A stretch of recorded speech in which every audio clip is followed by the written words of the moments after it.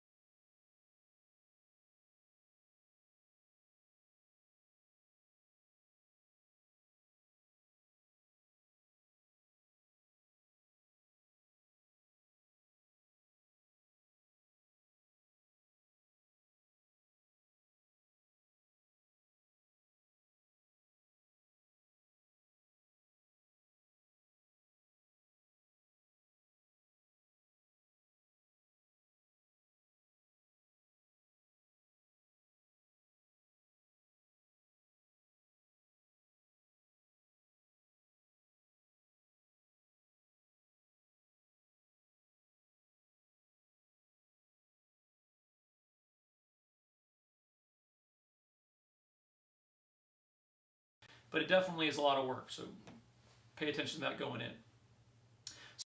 The occasional close-up shot recording studio, recording in small sections during their band class over the course of several days. These videos were mostly shot on my school-issued iPad, with the occasional close-up shots on the iPhone. The audio you'll hear is indeed our kids, the natural acoustics of the library, and a simple click track playing in the background. That same click track used by those at-home students who submitted recordings.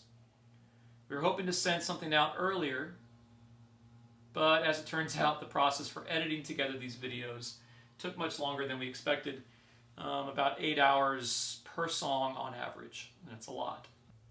And before I go any further, I want to make sure I give a special thanks to Ms. Patterson for letting us use her library for our recording studio, and she was a big help in that recording process, so special thank you, Ms. Patterson. And to any band directors out there that are watching, this is a lot of work putting this together, so if you're thinking about doing this with your kids, I recommend it. I think it's a really good opportunity to hear everybody in a unique way, but it definitely is a lot of work, so pay attention to that going in. So, in spite of the challenges, we persevered, and I cannot wait to share with you a small snapshot of the work your kids did this semester. So let's get things started with the 6th grade beginning band. Most years, we start the first day of school with everyone already placed on an instrument, scheduled in a band class, grouped by that instrument, with supplies and rented instruments waiting to be played. But not this year. Because of COVID, we were unable to do our traditional instrument tryout night back in April, and instead started the process in August. It took us until the 3rd or 4th week of school to finally get everybody placed on an instrument and moved into the correct class. So this is much slower than we had anticipated. I will say that we were extremely grateful to the counselors and the administrators of SVMS for their work in helping us get the kids into the right class. Originally, everybody was randomly placed. If we had kept everyone in that original band class with all mixed instrumentation, teaching the specifics of each instrument as well as we were able to would have been very difficult. So special thanks to Mrs. Sparza and Ms. Albright for their tireless efforts, and to the administrators and the faculty of Smithson Valley for their flexibility and patience as a lot of changes happened. It was a big, big help for us, and I hope that you'll see the fruits of those labors in this concert tonight. So once the classes were set and the kids got their instruments, one of the first things they had to learn was how to make a sound on the mouthpiece. Each of the wind instruments, that includes both woodwind and the brass families, each instrument makes a unique sound in a very specific way. with a particular tone quality that needs to be developed. I encourage every parent out there to ask your child, no matter their grade level, to have them play something for you just on the mini instrument, just on the head joint for the flute, just on the reed for the oboe and bassoon, just on the mouthpiece for the clarinet, saxophone, and brass family. Each student should be able to play something for you, and they should know what the goal is for that sound, what they should be producing. And like anything worthwhile, making a great sound on the mouthpiece is something that will take time, patience, and dedication. And it's something every professional musician is constantly working to improve. But even at their best, the sounds that come out of these mini instruments at first aren't perhaps quite what you would imagine. So usually in a live concert setting, we have the kids demonstrate those sounds up close, and it's always kind of a neat thing for you to hear all the instruments raw and unfiltered. The challenge is I don't have those recordings. Okay, we didn't record their mini sounds in the band hall. That will be a fun thing maybe for the future to record. But we don't have that. You also don't want me demonstrating all those sounds tonight. That would be a waste of your time, and it would not be a very good live stream. So instead, we will simply play a guessing game. I call this, what animal or object does that sound like? Now when I say that, I mean the sound of your child playing their mini instrument. So later tonight, maybe right now during the live stream, you can pause it and rejoin us after you do this, or tomorrow or later this week, have your child get out their instrument and play just on the mini instrument, just on the mouthpiece, and see if they can play something for you. And then I want you to guess from the list I'm about to show you of these 6 different animals or object sounds, which one fits your kid's instrument. And once you think you've got that right, see if you can guess the other 5. So see, there's 6 sounds below. Which would be an accurate description of your child's instrument? All right, you got 6 sounds to choose from and 6 instrument groups. These are not in the right order, so see if you can figure out what the right order is. Would you describe your child's instrument sounding like a hive of angry bees, an out-of-control moose on roller skates, a dog-sized bumblebee, that's kind of scary, a nest of hungry baby owls, a giant prehistoric mosquito, that's very scary, or is it the world's most effective alarm clock? Once you've got yours figured out, see if you can figure out the other 5. Good luck. All right, so you had some time for that, hopefully. We'll reveal the true answers to that little quiz when we come back in January. Hopefully it gets you thinking. So once the sound of the mouthpiece was established, we added the rest of the instrument and began preparing the kids for the next step, reading and performing a piece of music. This involved many steps that used all areas of the brain as the students learned to read notes on a music staff, break down the math behind the rhythms on the page, and they built the physical routines necessary for them to become accomplished, skilled, and performing musicians. While I don't have examples of the mouthpiece sounds to play for you tonight, I do have clips from our recordings, raw and unfiltered, that I'd like to share with you that will demonstrate a bit of the individual sound of each instrument before you hear them combined together in a song. So first up, we have the flutes. Horns up. 1, 2.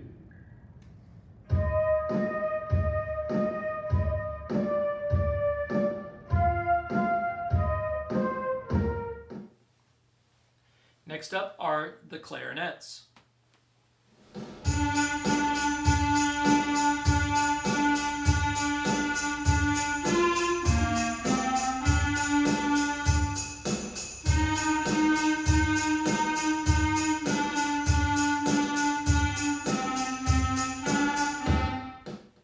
Then we have the saxophone and double reed family.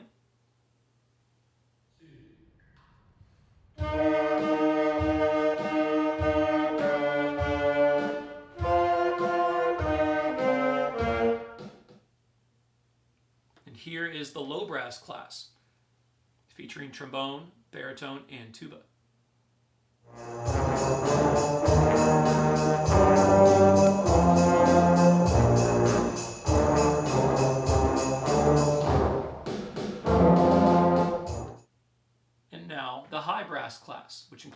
trumpet and French horn. 1, 2.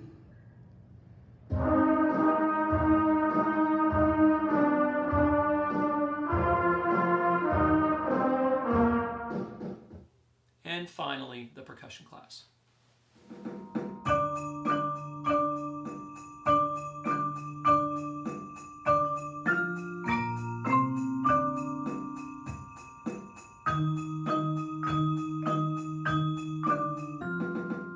So each of those recordings was then combined with those that submitted from the online students into everyone's very first true band song.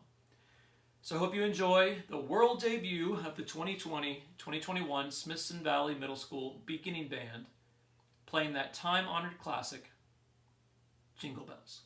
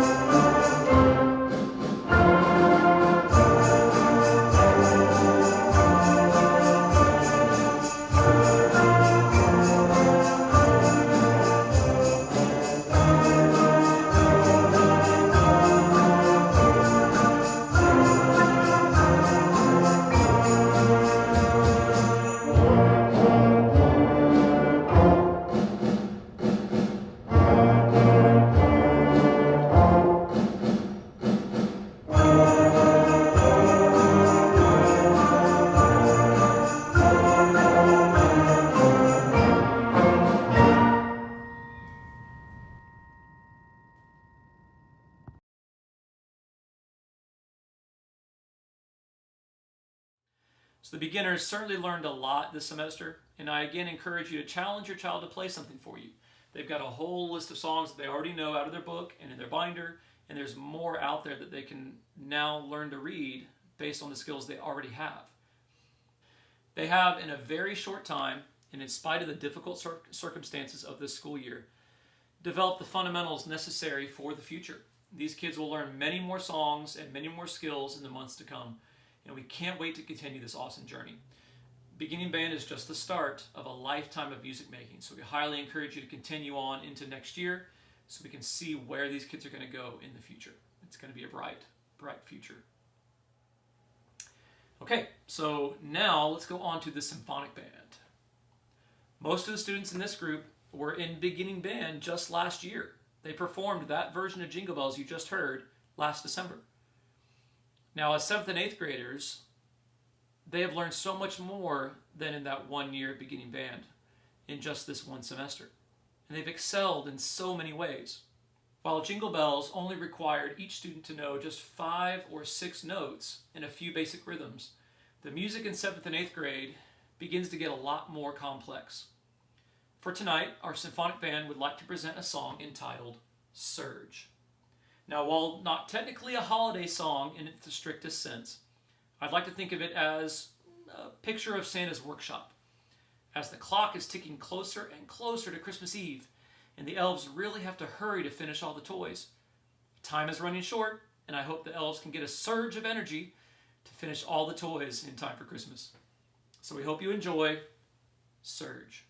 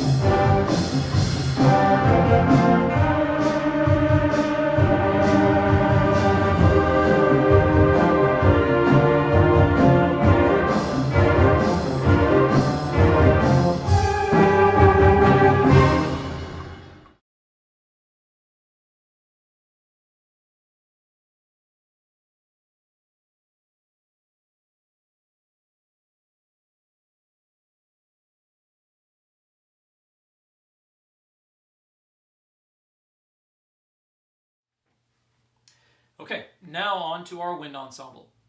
This is our top performing group who have been the true leaders of our program this year, showing off their skills and their ability to master various pieces of music. They have learned a lot this year as well. So I highly encourage you to ask your kid to play something for you this holiday season. Play for the family, socially distanced of course, and hopefully you enjoy some holiday cheer. The first of our last two songs tonight is an old holiday favorite that I'm sure you will enjoy. Here is Frosty the Snowman.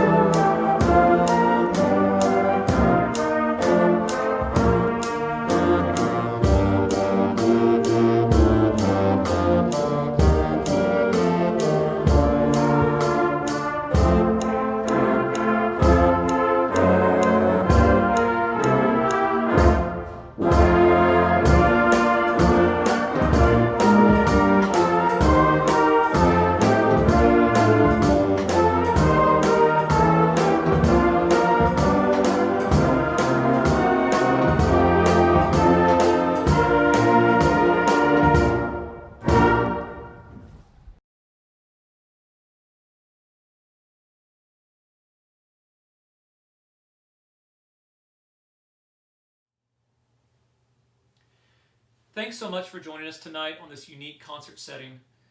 We truly hope to see each of you soon in person for a live concert in the spring, but that has yet to be determined. If it becomes necessary, a virtual concert like this could be an option again. We're open to it, but we'll just have to wait and see what happens. Our final song tonight is a unique Christmas medley of many Christmas songs, all arranged by Brian Balmages and performed by all of our 7th and 8th grade band students. There are 8 different melodies sprinkled throughout this performance. Can you name all 8 of them? Once again, thanks for tuning in, and I hope you enjoy A Festive Fanfare. Good night, Merry Christmas, and Happy New Year to each and every one of you.